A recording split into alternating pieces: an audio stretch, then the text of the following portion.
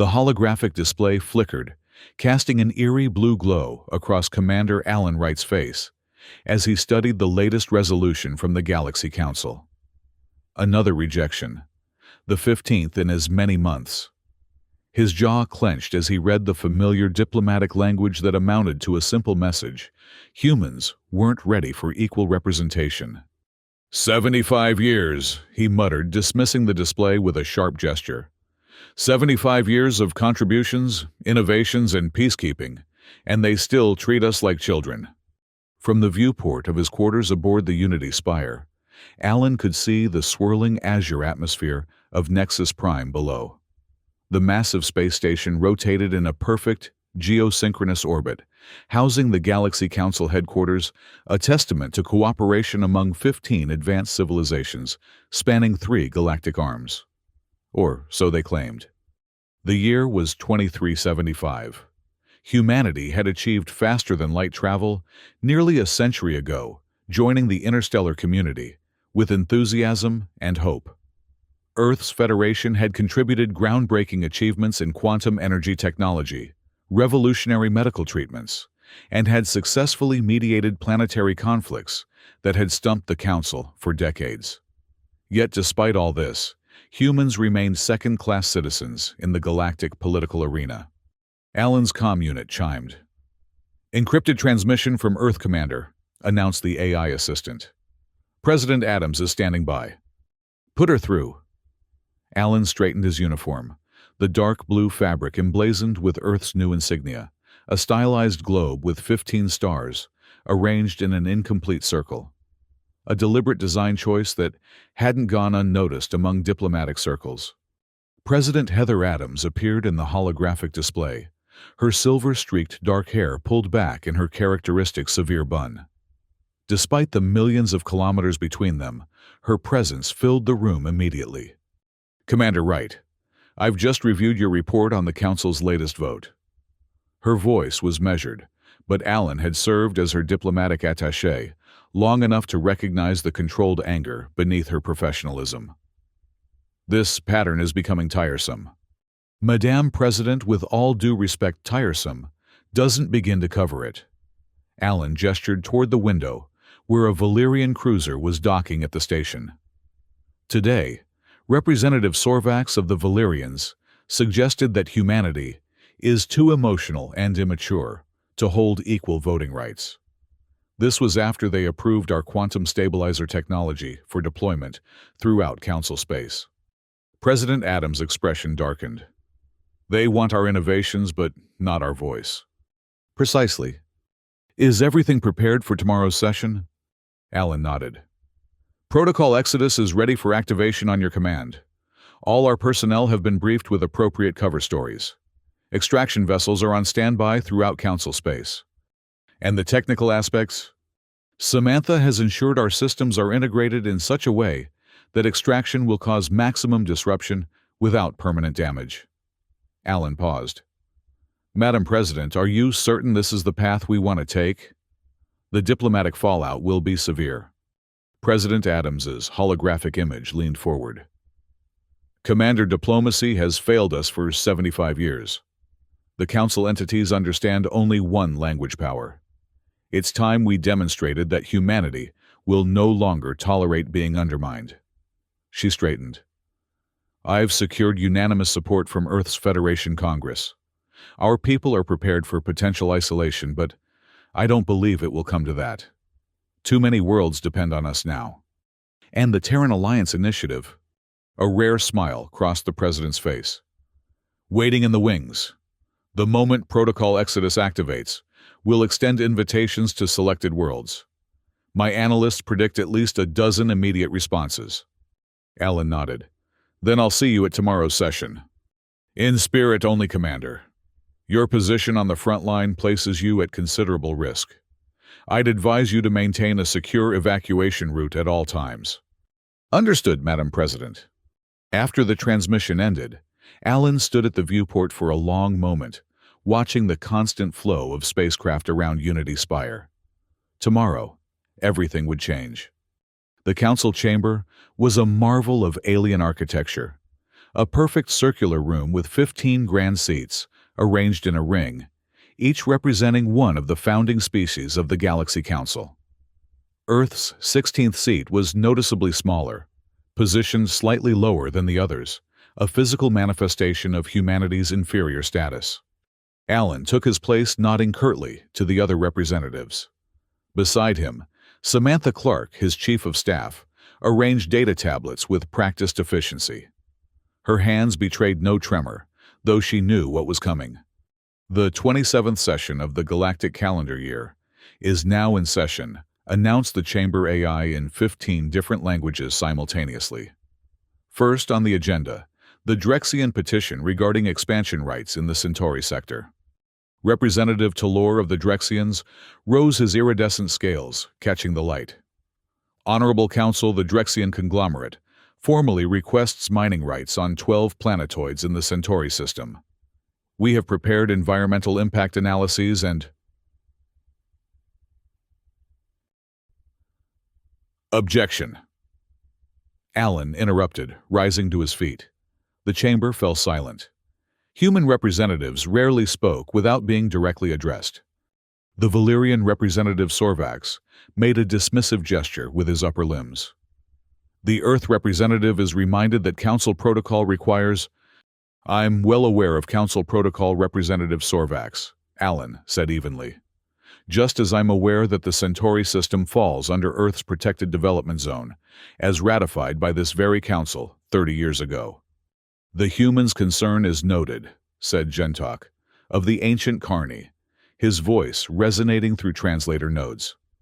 However, resource allocation is ultimately determined by Council. Majority vote, not by territorial claims. Alan noticed several representatives exchanging glances. This was the same circular argument they'd been having for decades.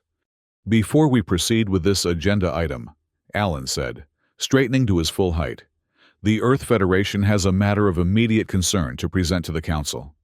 This is not the time for, began Sorvax. I invoke Article 7 of the Council Charter. Alan announced, his voice cutting through the chamber. Earth requests immediate right of address on an urgent matter affecting interstellar security. Even the Carni representative couldn't dismiss this.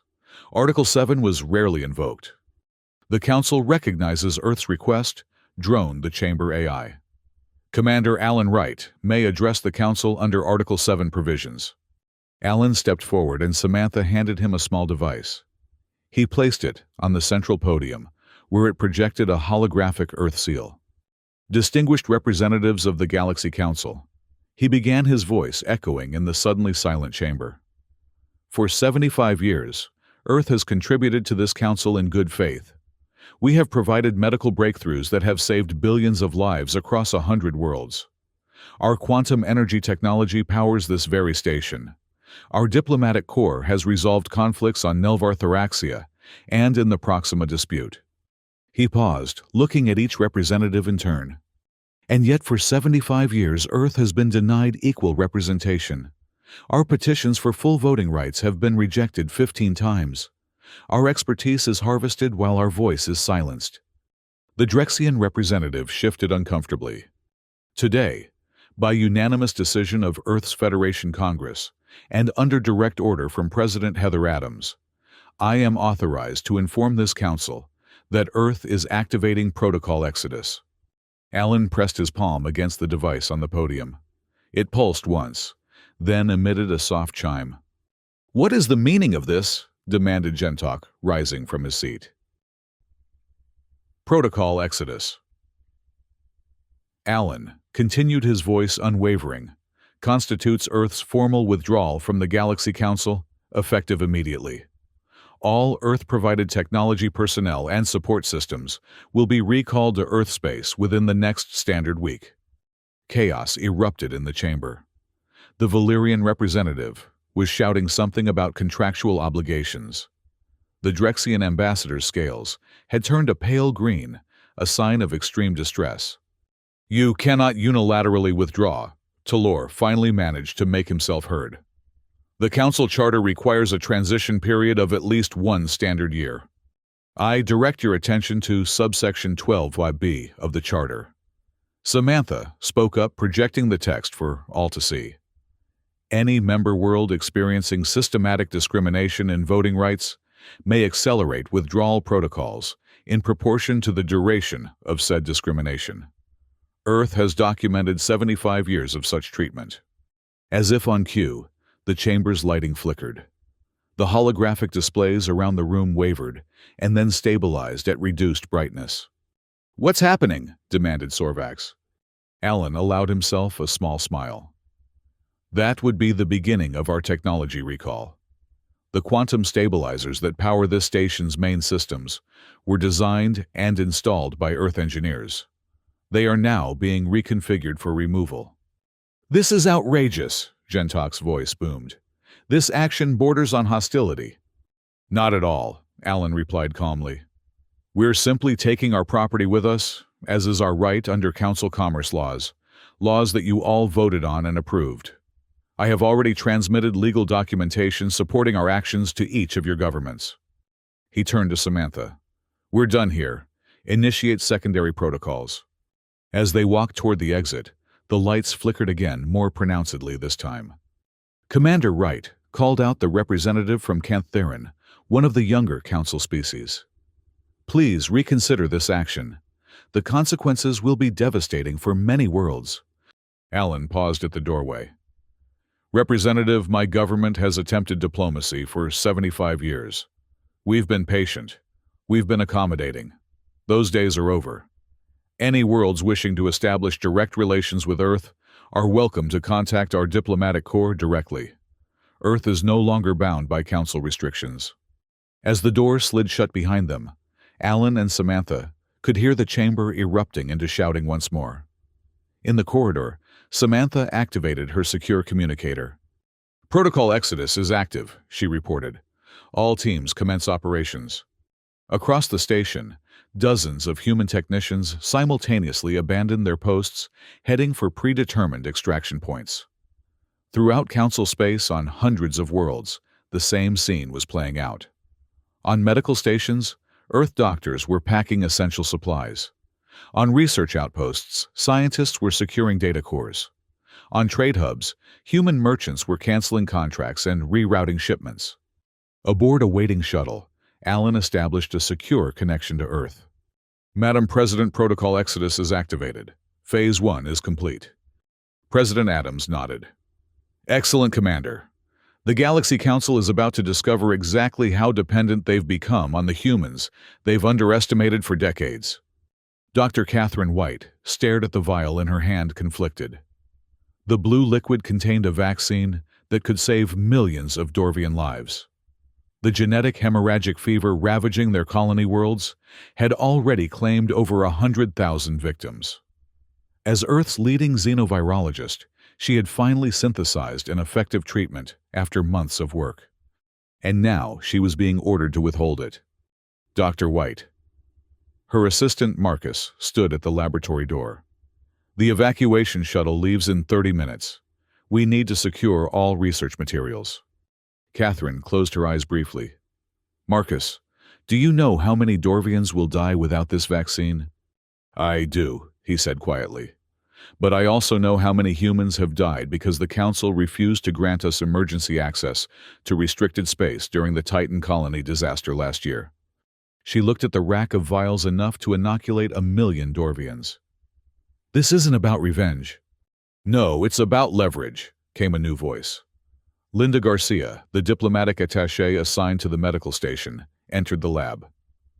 "Dr. White, I understand your ethical dilemma, but President Adams has authorized me to inform you that the vaccine is a key negotiating point with the Dorvian Collective. We're using it as a bargaining chip." Catherine couldn't keep the disgust from her voice. Linda's expression remained impassive. "The Dorvians control 3 votes on the Council through their affiliate worlds. Their support for the Terran Alliance would shift the balance of power dramatically." She approached Catherine. "More importantly, they possess advanced terraforming technology that could accelerate our Mars and Venus projects by decades. Technology they've consistently refused to share under Council restrictions." "So we're no better than the Council," Catherine said bitterly. withholding what others need to get what we want. The difference, Linda replied, is that we're willing to share everything we have if we're treated as equals. The council never was. She gestured to the vials. Secure those samples. If the Dorvians agree to direct talks, you'll be administering them yourself within days. Catherine carefully placed the vials in a stasis container. And if they don't? Linda's expression softened slightly. Then the president has authorized you to make your own decision regarding the vaccine. Earth doesn't abandon those in need. We just won't be exploited anymore. Across the galaxy, similar scenes were unfolding. At Centauri Station, Gregory Peterson and Olivia Martinez were engaged in a heated argument about the quantum stabilizers. We can't just shut them down, Olivia insisted, gesturing to the pulsing blue core that powered the station's artificial gravity. There are 15,000 people on the station, including 3,000 humans. I'm not talking about shutting them down, Gregory replied, fingers flying over the control console. I'm talking about reconfiguring them to run at 80% efficiency until our people are evacuated. Enough to maintain life support but sending a clear message. Without full power, the station's manufacturing sector will shut down. Do you know how many shipments that will delay the economic impact? Is precisely the point, Gregory interrupted. For decades, the Centauri administrators have denied Earthships priority docking despite our technological contributions. Maybe now they'll understand our value. Olivia frowned. This isn't what I signed up for when I became an engineer. None of us signed up to be second-class citizens. Gregory's voice softened. Look, I understand your concerns. But this is bigger than us. Earth has tried being the nice, helpful newcomer for 75 years. It hasn't worked. Sometimes, you have to let people miss you before they appreciate you. On Unity Spire, the council meeting had devolved into factions. The Carni Valerians and Drexians were calling for immediate sanctions against Earth, possibly even military intervention. The Cantharans, Nelvians, and several smaller powers were advocating for immediate concessions to bring Earth back to the table. The humans are bluffing, insisted Sorvax. They cannot possibly withdraw all their personnel and technology without causing harm to their own citizens scattered across council space. I believe you underestimate their preparation, replied the Cantharan representative. My intelligence services report that Earth has been quietly positioning extraction vessels throughout our territories for months. They've been planning this. Then they have demonstrated hostile intent. Gentok slammed his appendage on the table. The Carni Dominion will not tolerate such deception. What the Carni Dominion apparently will tolerate is hypocrisy. Came a quiet voice from one of the smaller representatives, the delegate from Alarin, a world known for its philosophical traditions. For too long, this council has benefited from Earth's innovations while denying them equal standing. Now we face the consequences of our arrogance. The Alarin representative is out of order, announced the Chamber AI. Perhaps, acknowledged the Alarin. But we are also correct. My government has already opened direct communications with Earth. We will not participate in any sanctions or military actions against them. This revelation sent a new wave of consternation through the chamber. Alarin betrays the council, accused Gentok. Alarin recognizes reality, the representative replied calmly. And reality is that without Earth's quantum technology, medical sciences, and diplomatic corps, many of our worlds will suffer. We choose cooperation over pride. Meanwhile, President Heather Adams was convening a secret conference at a secure facility beneath the lunar surface. Representatives from 17 independent worlds and minor council members had risked censure to attend. Welcome to the first assembly of what we hope will become the Terran Alliance. Adams began surveying the diverse beings seated around the circular table. Unlike the council chamber, all seats were positioned at exactly the same height. Earth extends its gratitude for your courage in attending despite council pressure. Courage had little to do with it, replied the Nelvian ambassador, her translucent skin pulsing with bioluminescent patterns. Pragmatism, however, played a significant role. The Nelvian Collective has calculated that without Earth's medical technology, our population would experience a 15% decline within a standard year. And the Jaxiri Confederation's shipyards would lose 63% efficiency without your quantum stabilizers, added another delegate. Adams nodded. Then we understand each other. Earth does not wish to cause suffering. We wish to establish a new interstellar framework based on genuine equality and mutual benefit. She activated a holographic display showing a draft treaty document.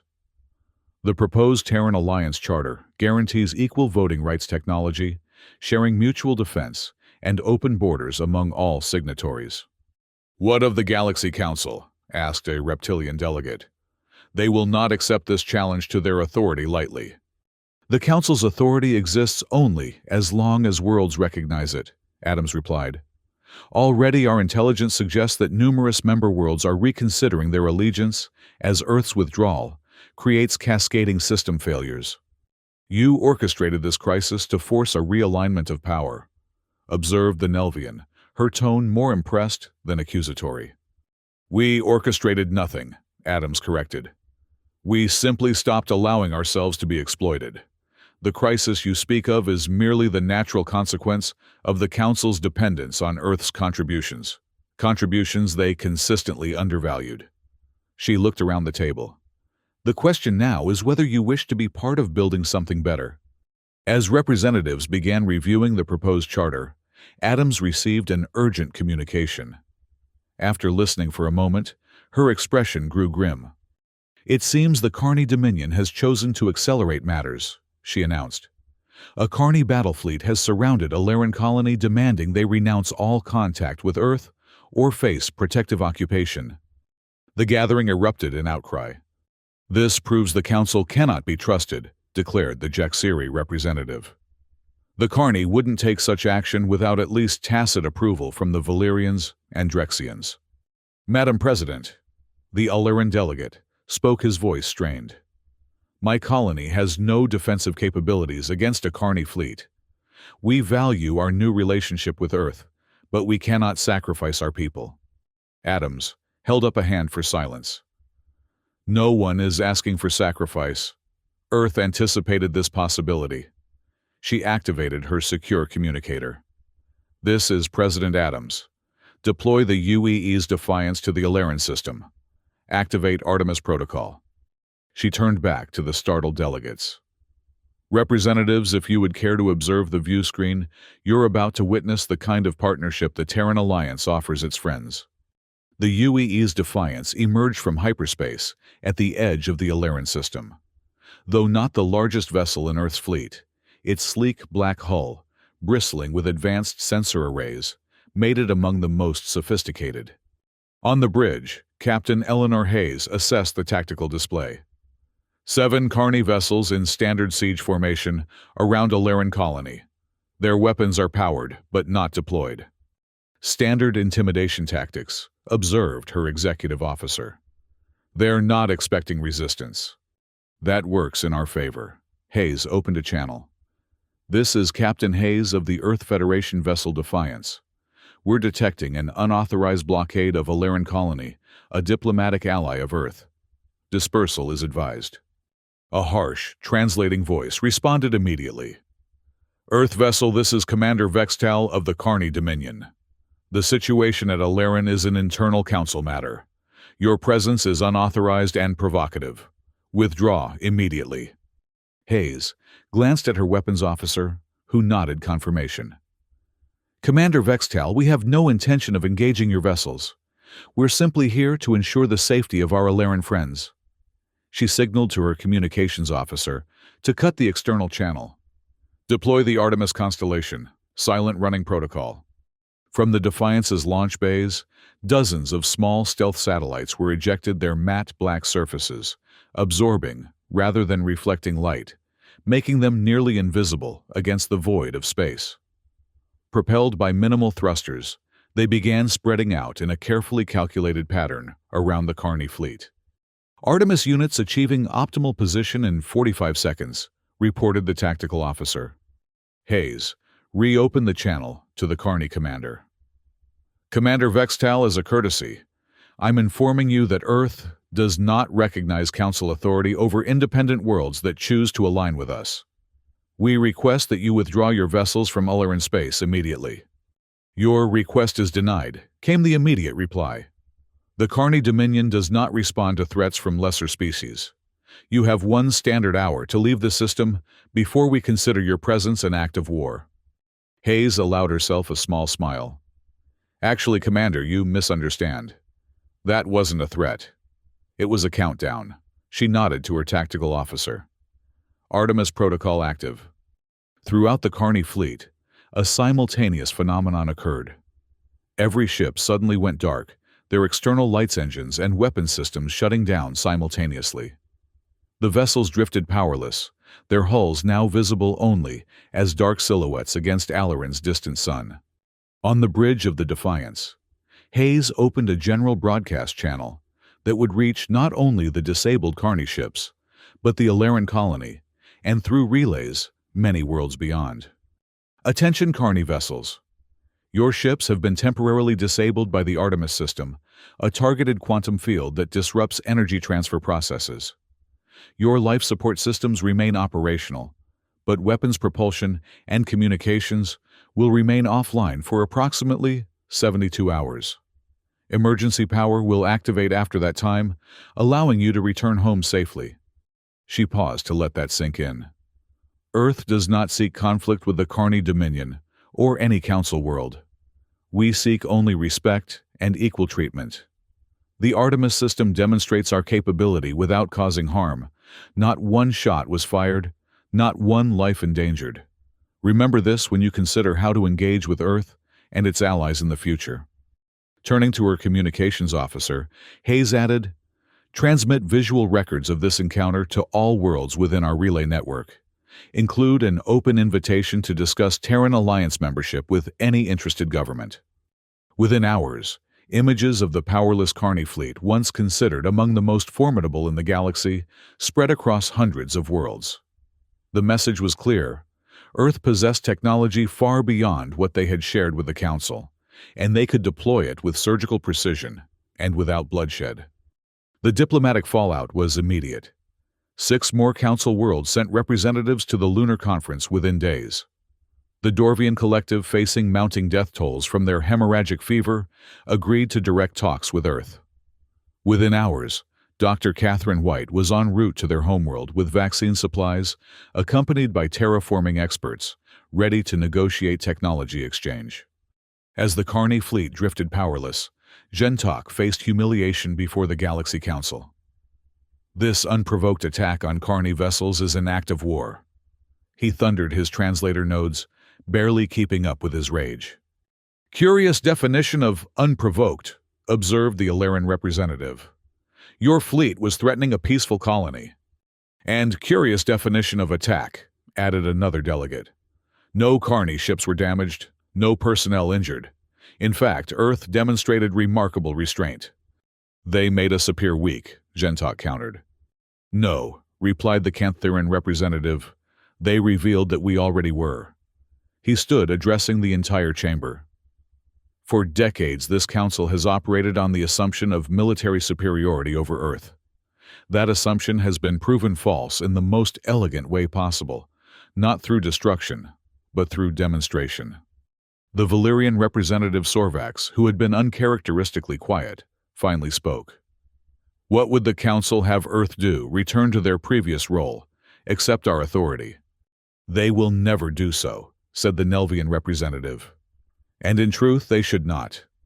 My government has reviewed the records of all 15 denied petitions for equal voting rights. In each case, the justification was different, yet the outcome the same, preserving our advantage over them. Sorvax's upper limbs made a gesture of acknowledgement. Perhaps the Council has been in error. These words, coming from one of Earth's most vocal critics, sent shockwaves through the chamber. The Valyrian Concordat formally moves that we reconsider Earth's status, Sorvax continued. Furthermore, I propose we send a delegation to open discussions with this Terran alliance. You would capitulate to human demands. Gentok was incredulous. I would recognize reality, Sorvax replied. The humans have proven both their technological superiority and their restraint. They could have destroyed your fleet, Gentok, but chose not to. That speaks of wisdom we would be foolish to ignore. The vote that followed was unprecedented. 10 of the 15 council members approved sending a delegation to Earth. The Carney predictably refused. The remaining 4 abstained. But the Galaxy Council's concession came too late. By the time their delegation arrived at Luna, 28 formerly Council-aligned worlds had already signed the Terran Alliance Charter. The balance of power had irrevocably shifted. The final meeting of the Galaxy Council took place 6 weeks after Protocol Exodus began. 10 of the 15 founding members voted to dissolve the Council entirely.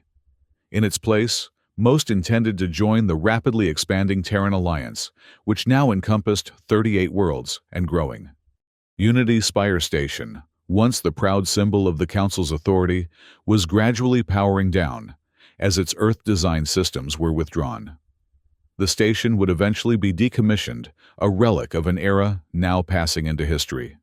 In its place, a new facility was under construction in orbit around Earth's moon. Unlike the hierarchical design of Unity Spire, the Terran Alliance Concordance was arranged as a perfect sphere, with delegation chambers positioned with precise equality around its circumference. At its center was not a council chamber, but a collaborative space where representatives could work together without imposed hierarchies. On Earth, President Adams addressed the global audience from the Federation Assembly in Geneva.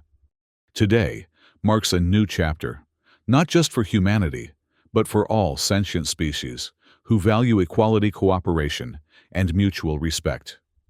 The Terran Alliance is not Earth's empire. It is a genuine partnership of worlds.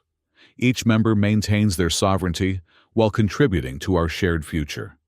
She gestured to the diverse group of alien dignitaries seated behind her. Already, medical exchange programs have reduced suffering on a dozen worlds. Technology sharing has improved quality of life for billions. Trade routes, once restricted by Council regulations, now flow freely between Alliance members. Adams paused, her expression growing more serious. This transition has not been without challenges. Many worlds dependent on Council credit systems have experienced economic disruption. Some trade routes remain tangled in regulatory uncertainty. But these are growing pains, not structural failures. The old system served the few at the expense of the many. The Alliance seeks to serve all equally. At the lunar construction site, Commander Alan Wright stood on an observation deck with Samantha Clark, watching shuttles ferrying materials to the nearly completed Concordance station. Earth gleamed like a blue jewel against the blackness of space, while ships from dozens of worlds moved in carefully coordinated patterns around it. "Did you ever imagine we'd actually succeed?" Samantha asked, gazing at the activity. Alan shook his head. "I believed in the plan, but the scale of what's happened." He gestured toward a passing Valyrian vessel. "Sorvax is arriving tomorrow to sign the Alliance Charter.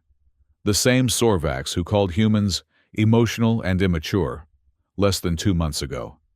Nothing changes perspective quite like having your power grid shut down," Samantha observed wryly. "The Valyrians experienced 17 system failures after our quantum specialists withdrew. And yet they'll have access to even better technology once they join the Alliance," Alan noted. "That's the irony. They could have had this partnership all along if they'd just treated us as equals." "Human nature isn't so different from alien nature, it seems," Samantha replied. "We all cling to advantage until forced to reconsider." Alan's communicator chimed. He checked the message, and his eyebrows rose. "The last 3 holdout council worlds have requested membership talks. Even the Carney have sent unofficial envoys." "Complete success, then." Alan frowned slightly. "Perhaps too complete.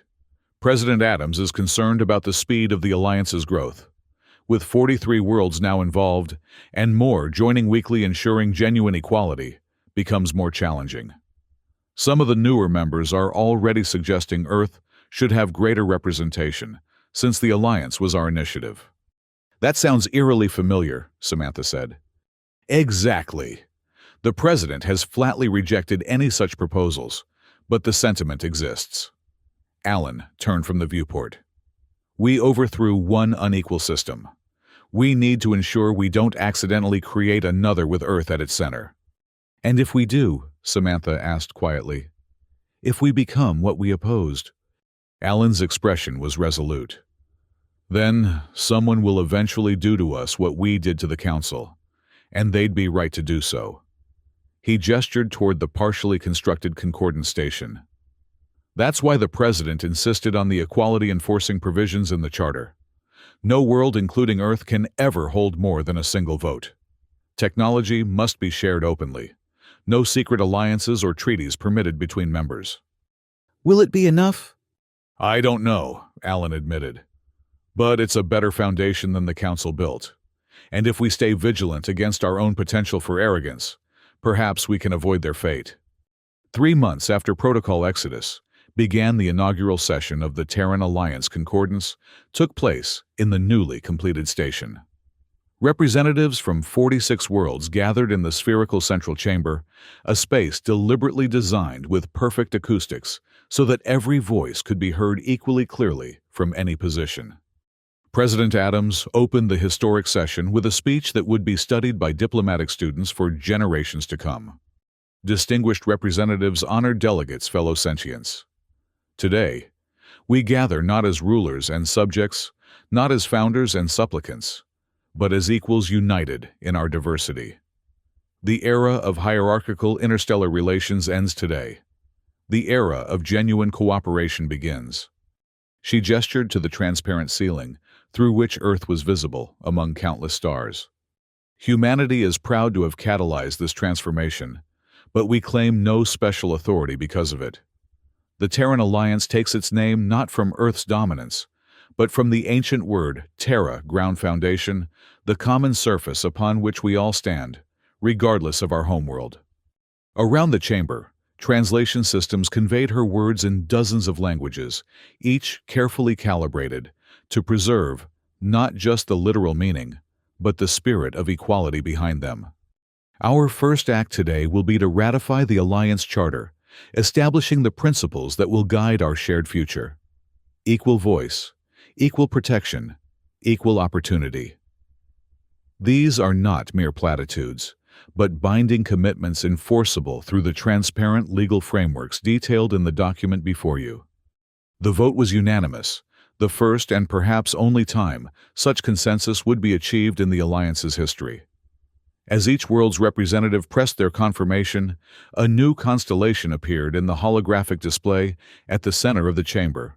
46 stars of equal brightness arranged not in hierarchy, but in natural organic patterns that shifted subtly as one watched. Let this be the image we carry forward, President Adams concluded. Not rigid structures of power, but a living network of interconnected worlds, each shining with its own light, each essential to the whole. As the ceremony concluded, Alan found himself on another observation deck, watching the celebration unfold. The viewports showed Earth rotating slowly below cities, illuminated across its night side. Surrounding it, ships from dozens of worlds formed a spectacular impromptu display, their navigation lights tracing patterns against the darkness. "Quite a sight, isn't it?" came a voice behind him.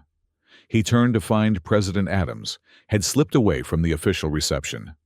"Madam President," he acknowledged with a nod. "Shouldn't you be accepting congratulations from 46 different diplomats?" I needed a moment of perspective. She moved to stand beside him at the viewport. "We've accomplished something remarkable, Commander Wright." "Thanks to your vision, Madam President." Adams shook her head. "Vision without execution is hallucination. Protocol Exodus succeeded because of people like you, Dr. White, and thousands of others who implemented it flawlessly."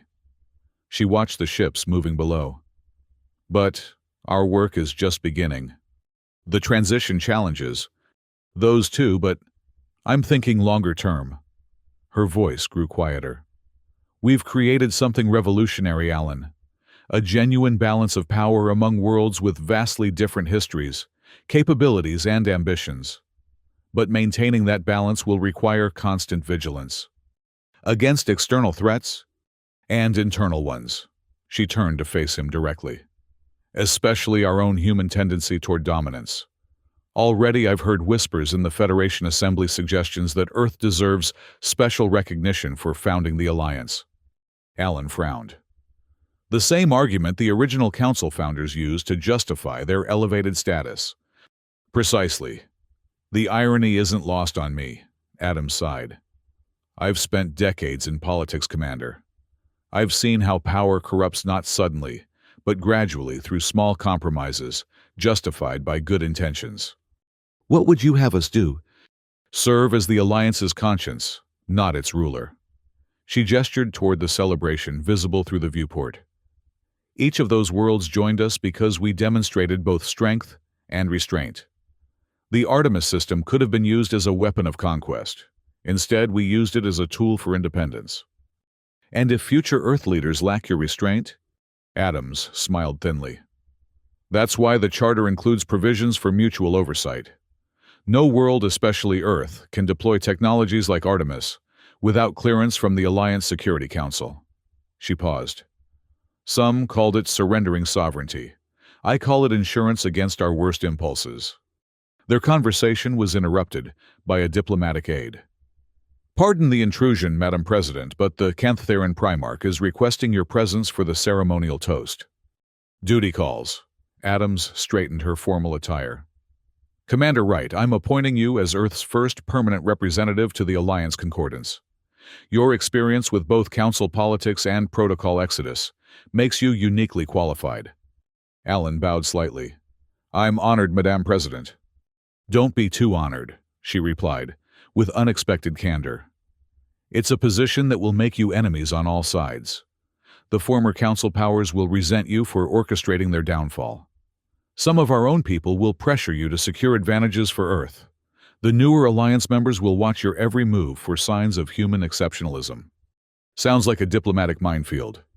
One that needs someone with your particular delicacy. The ghost of a smile crossed her face. Report directly to me, Commander. Together, we'll ensure this alliance remains true to its founding principles. As President Adams departed for the reception, Alan remained at the viewport a moment longer. Below, the patterns of ships had formed a rough sphere around Earth, beautiful, but also somehow unsettling in its centrality. Earth was now the hub around which dozens of civilizations orbited literally and figuratively. Power had shifted, but power always carried danger. The Terran Alliance had been born from humanity's refusal to accept second-class status. Its future would depend on humanity's ability to resist the temptation of first-class status. The Council had failed that test over centuries. Earth would face the same test in the decades to come. As Alan watched the swirling pattern of vessels around his homeworld, he wondered whether they had truly created something new or merely redistributed the old power into a different configuration. Only time would tell if the Alliance would fulfill its promise of genuine equality or gradually transform into another hierarchy with different rulers. For now, though, humanity had achieved something remarkable. They had forced the galaxy to recognize their worth, not through conquest, but through absence, by simply withdrawing what they had long contributed without proper acknowledgement.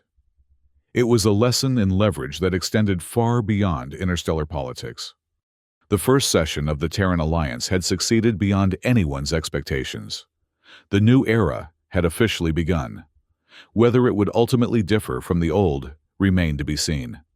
And as ships continued to arrive from systems across the galaxy, drawn to Earth's newfound gravitational pull in the political landscape, Alan couldn't help but wonder if they were witnessing the birth of genuine cooperation, or simply the rise of a new empire with humanity at its center. The distinction might seem clear today, but history had a way of blurring such lines. The lights of Earth continued to shine below a beacon, drawing in world after world. And in that light lay both tremendous promise and profound responsibility. For now, at least those in power recognize the difference.